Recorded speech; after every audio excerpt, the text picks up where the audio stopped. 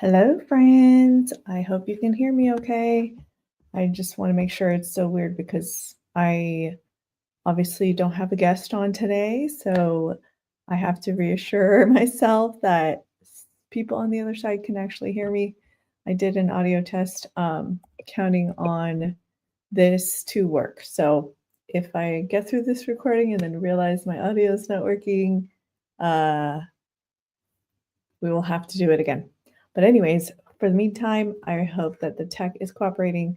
And today is all about navigating Tallahassee's ecosystem.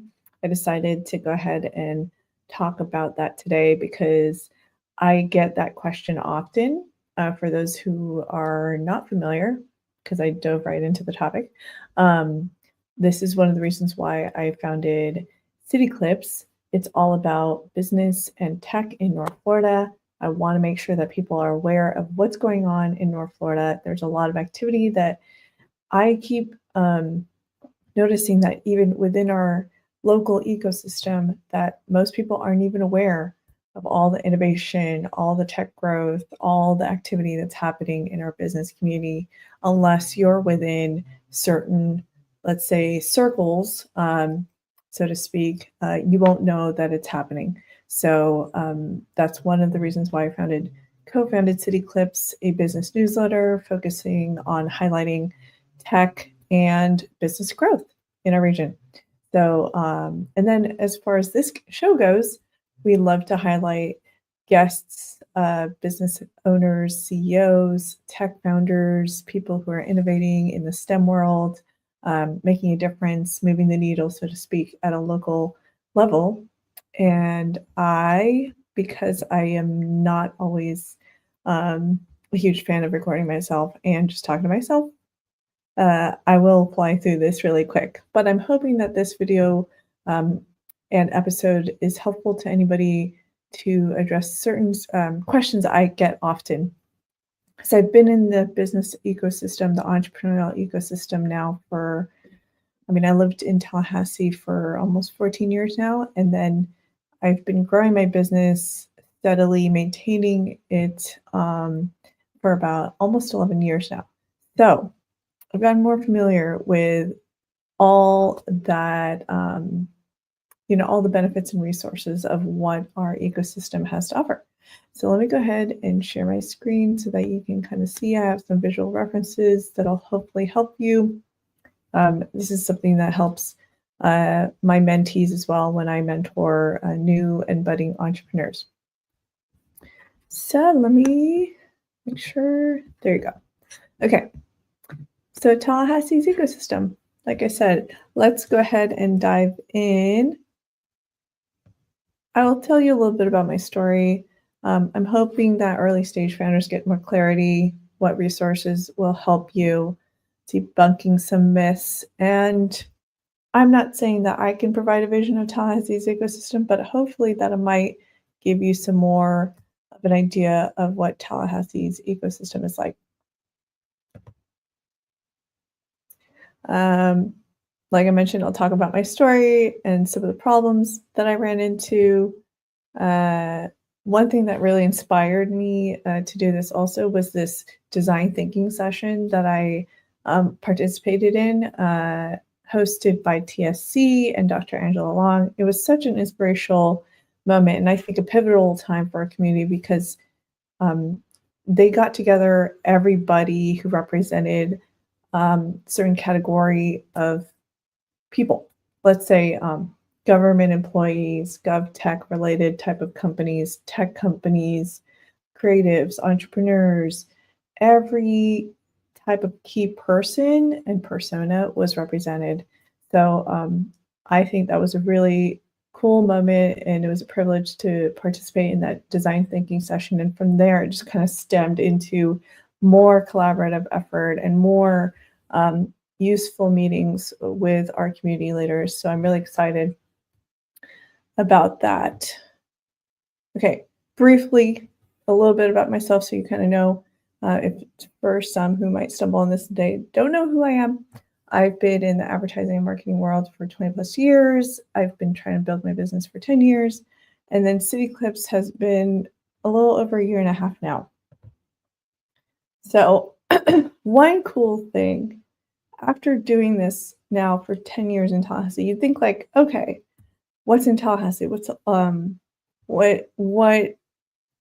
is there to do, right? Like there's that's one myth that I want to debunk, is that there's really not that anything interesting going on business-wise in Tallahassee. You just have government, and then you just have like maybe, healthcare related type of things, and organizations. There's the healthcare world and space, GovTech, and then the university.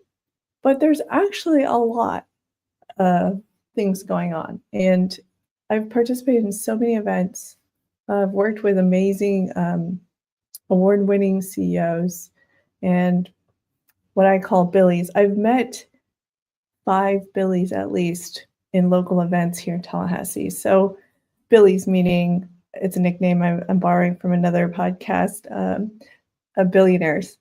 So I never imagined I'd meet somebody of that net worth. But I did.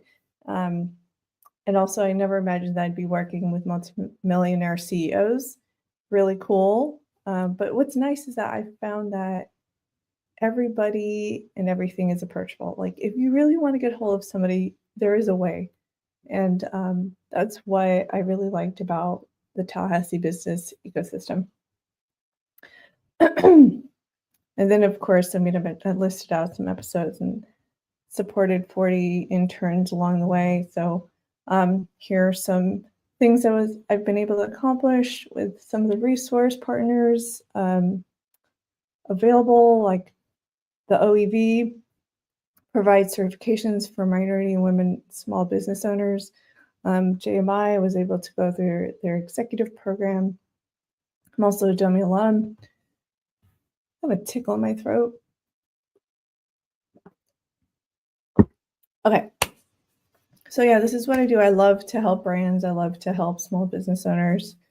And I like to make brands attractive and attract market customers and just make sure that and as a result of improved branding and customer experience, then of course it helps the bottom line. So that's what I'm really passionate about, helping other business owners do. Samples of my work. I was really excited to be part of Techstar Startup Week a few years ago. Really helped me to see that I love doing some type of experience design or event design for the community.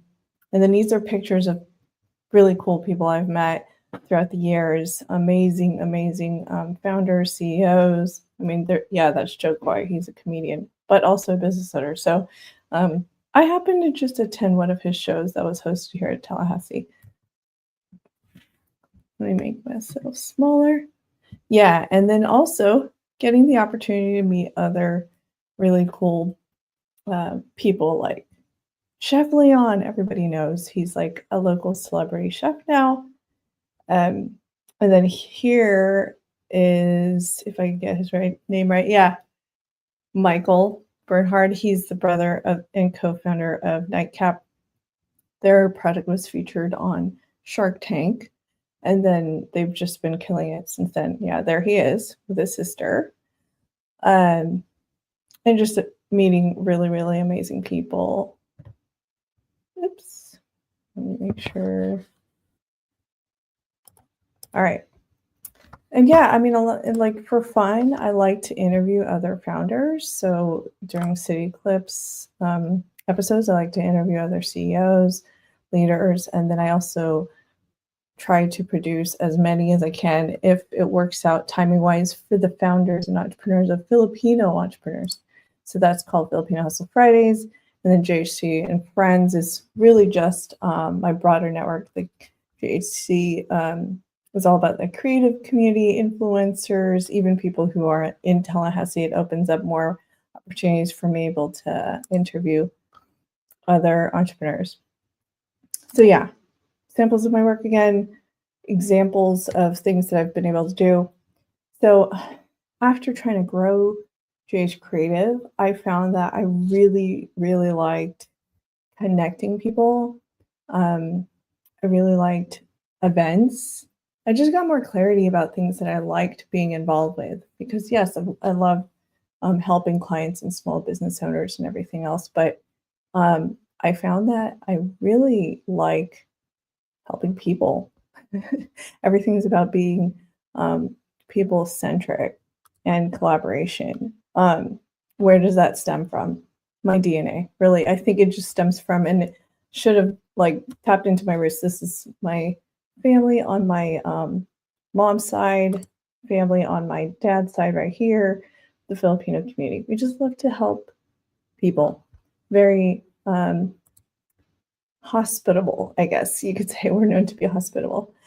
So, anyways, in terms of like going back to Tallahassee, one of the problems I ran into, and I don't know if it's just me at the time of life and everything else now growing a business in Tallahassee, it's just one of the problems I ran into is just like there has been no single source, and there was a lot of competition with communication, or people didn't know what was going on in the other side of town. There's just a lot of communication issues. So, and the common problem that I kept hearing about from other people is that there's silos. There's, unintentional competition among organizations that kind of provide similar services. More so like nonprofits or agencies, and maybe it's just friends getting together, helping to try to solve a specific problem, or associations, things like that. But yeah, I think that could be a problem for like smaller towns that are growing. In our case, where for Tallahassee, we're secondary MSA, metropolitan statistical area, like we're the secondary level. And I'm seeing numbers between 200 to 300,000 in population. So anyways, yeah, this is another common thing we'd hear. Like, when did that happen? Or how did you hear about that? Or how did you meet that person? Those are the things that people would ask me. But I found that I would find out these things just because I either followed so many people or key people on social media, subscribe to so many newsletters, those kinds of things, knowing the right people. But I think what really defines an ecosystem, especially entrepreneurial ecosystems, or I borrowed this photo that I got from a conference that I attended for the Florida Business Incubation Association. And one of the speakers shared this photo, and I was like, oh my gosh, that makes perfect sense. No wonder. That's exactly what the problem is that everyone is, I believe, everyone's kind of making it about themselves, but the people. So these are different entities, right? Here's the entrepreneur, they're in the middle. And all these other people, organizations, they have a goal, right? I would imagine that they're trying to do something for the main person, and that is the entrepreneur. But if we make it about ourselves, if the organization is only going to be thinking about like, how can I serve so and so just so that we can benefit from that, that's not the right way to look at it. But it's really all about the entrepreneur. And that was so helpful to be a part of that, to listen to the speaker, just to talk about like the best type of ecosystem is when everyone is on the same page and they're focused on the entrepreneur. They should be the center of everyone's goals and endeavors. So, and this is pretty much a good depiction of what my experience was like in my earlier stages of wandering around, aimless wandering, really, just bouncing around the different organizations that I bumped into just for opportunity's sake. This is for a different type of graphic and different event, but I really liked that example. Um, so yeah, I mean, that was the common thing that I'd see, like, okay, so where do I go next, right? I didn't even include everything, but here, I recently participated in supporting AERO, which is called the Alliance of Entrepreneurial Resource Organizations. And that really helped me get more context about all the resources available in Tallahassee. So if you want to go check them out, I believe they're in the middle of redesigning their website, but it's just to get an idea of like all the different organizations that are focused on providing resources to entrepreneurs. So their whole goal is to get on the same page and to have a unified effort to provide the best resources for the local entrepreneur. Let me go ahead and move on.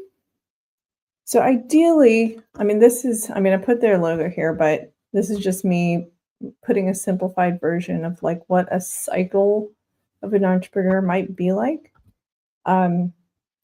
So initially, education, you're learning a little bit, you're gaining more experience, and then you might land on an incubator, you might land on a lab if you're in the STEM fields.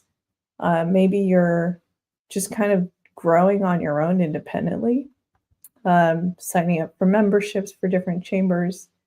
And then accelerator this is unique because we don't have an actual accelerator in Tallahassee. That is a missing piece. This is where it's kind of like the Y Combinators of the world, where you actually get funding. There are some angel investors in town, but you really have to know the right people to get the introduction. And then growth. Growth hopefully becomes a sustainable business and an actual established business. And then there's the community. Ideally, the established business is giving back to the community. So yeah, this is my breakdown of what the cycle looks like, even in more detail.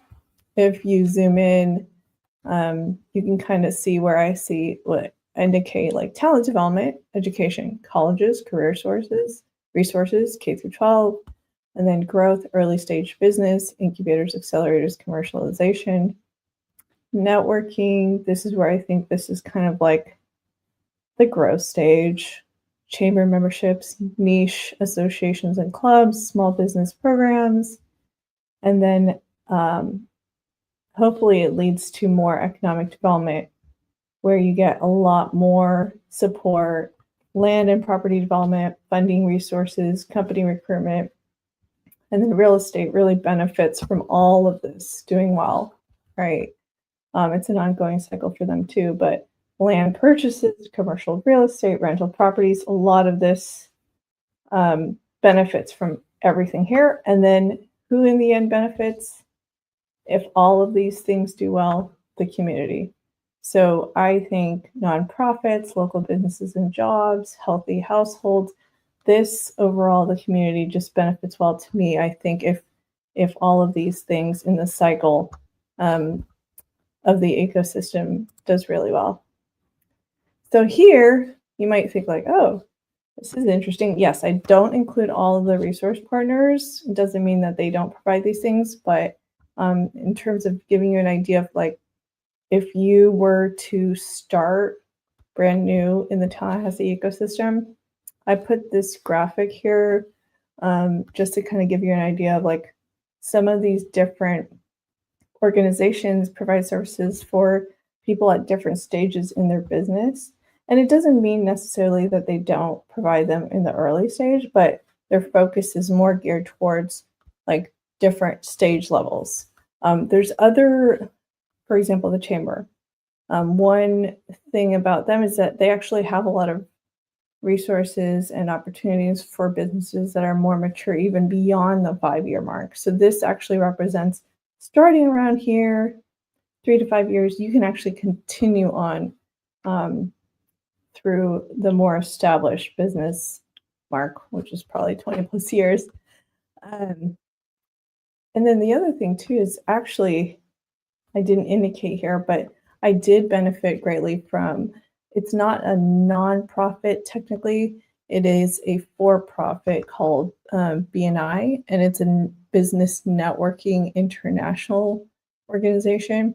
It's kind of weird because the chapters itself are volunteer based, but the executive director, I believe, runs it at a I could be technically wrong, but I need to double check. But I believe this is more of a it's a private organization, a for-profit model.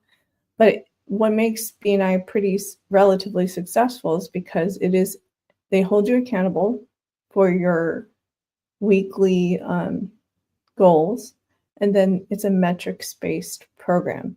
So they measure everything. They measure everybody's activities. So yeah, this is just an indicator of like, okay, if I were to start brand new, like where's a good starting point? Like I recommend Domi, an incubation and co-working space, and then SBDC is also a great resource. They provide a lot of free resources for people who might not have significant funds to start with. And then they could point you into the right direction too. So, and then among the chambers, Capital City Chamber, Big Bend Minority Chamber, and then the Tallahassee Chamber, like they're also great places to get connected and network. And then as you go further along, like there's more in the ecosystem that you can benefit from, especially for business partners. So what's really neat about Tallahassee is like it's a very central location in comparison to some of these other cities. Panama City is growing, Jacksonville is growing, and even though Gainesville's not showing over here, it's probably over here. That's another area. That's another hub that's growing. So Tallahassee to me is a strategic central location. You know what they say, proximity is power. So if you want, even though there is a moat around this city, including a rural forest, I think it still is a no-brainer for those who are considering to grow in these target areas. Like there's a reason why Costco picked Tallahassee, and there's a reason why Trader Joe's picked Tallahassee first. So they looked at the markets, they looked at the location, and Tallahassee was it. So you gotta consider why some of these bigger companies also looked at these. And I actually took a screenshot. The TSC logo is dated, but this was a really cool video showing Innovation Park, where it's located within proximity of the universities of FSU and FAMU. FAMU being the #1 HBCU in the country, FSU recognized as a top 10 public university by niche. And then also US News World Report, I believe, puts Florida State in the top 20 public universities. I got to double check what's the latest stat on that. But yeah, not far from the capital. It's really a 20-mile, like if you think about it, I'm not sure about the square mile radius, but it's a 20-minute drive from one side to the other, really. It's not horrible for those of you who are from bigger cities. And I like to include Silicon Valley in here only because it's interesting to see. I like to give it. I placed this here because it was kind of neat to see the perspective of this. It's like I grew up here, and it's amazing how much has happened since the 80s. I was there till 2000s, and then moved to SoCal. But anyways, here's San Francisco, and then here's Emeryville. I commuted between these two locations. And crazy. Look at all of these big tech companies.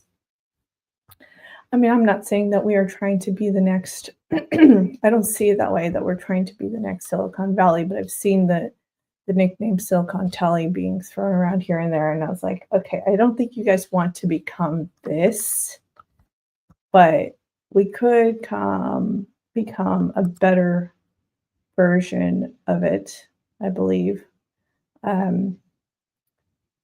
And then here, look this is Raleigh, and they call it somebody told me one of my mentors said that North Carolina, the Raleigh area, they call it the tri-state. I believe it's, oh yeah, Research Triangle is the nickname that they refer to, because you got Durham here, UNC, Duke over here in this blue circle right here, UNC over here, and then NC State. So these three, they were strategic in calling the Research Triangle.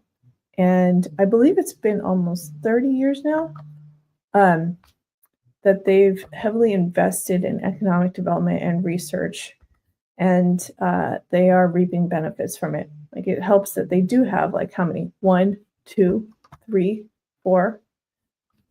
Yeah, regional airports, private airports.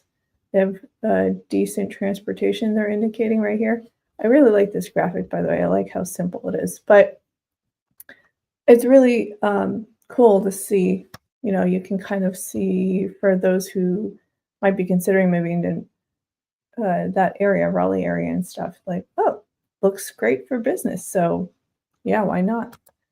So yeah, airports have a key in travel and transportation for global companies. So if we're really trying to land some more of those bigger companies, if you really want to, speaking to the Tallahassee folks, you got to work on the airport.